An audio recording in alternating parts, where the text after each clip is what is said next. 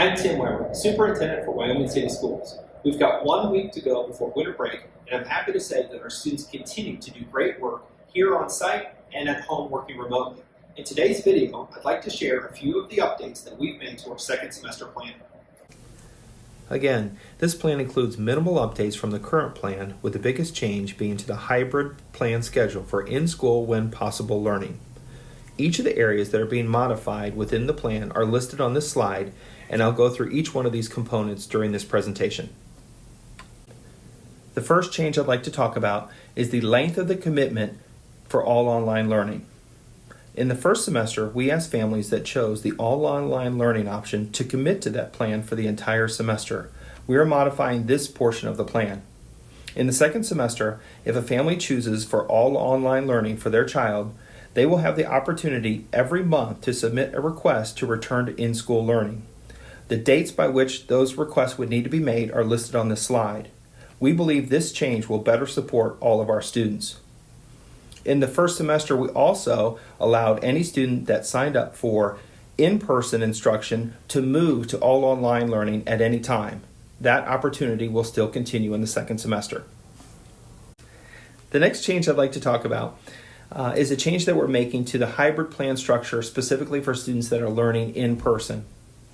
In the first semester, any student that was learning in person while on a hybrid plan within the district was coming to school in person either on Monday and Tuesday or Thursday and Friday and learning all online on Wednesday.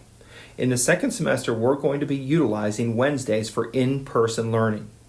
So students will be on an alternating schedule where they would be coming to school in person either 3 days a week or 2 days a week, depending upon whether the week was a blue week or a white week. You can see how that plan works out in this slide.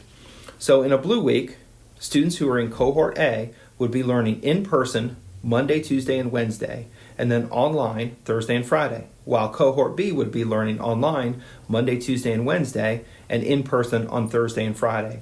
And then during a white week, those schedules would flip-flop, where cohort A would be in person Monday and Tuesday, and all online on Wednesday, Thursday, and Friday, while cohort B is online Monday and Tuesday, and then learning in person Wednesday, Thursday, and Friday.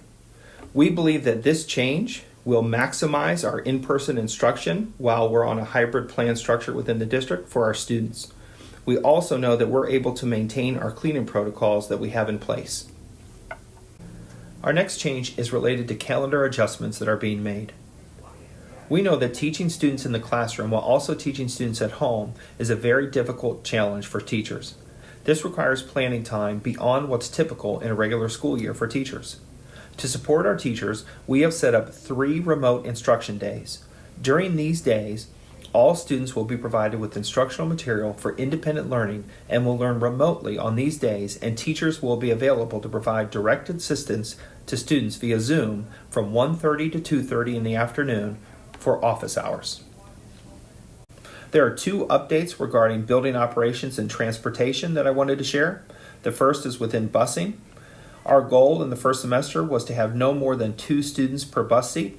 However, at this time, we cannot guarantee that for the second semester, as we don't know how many students yet will be requesting transportation for the second semester.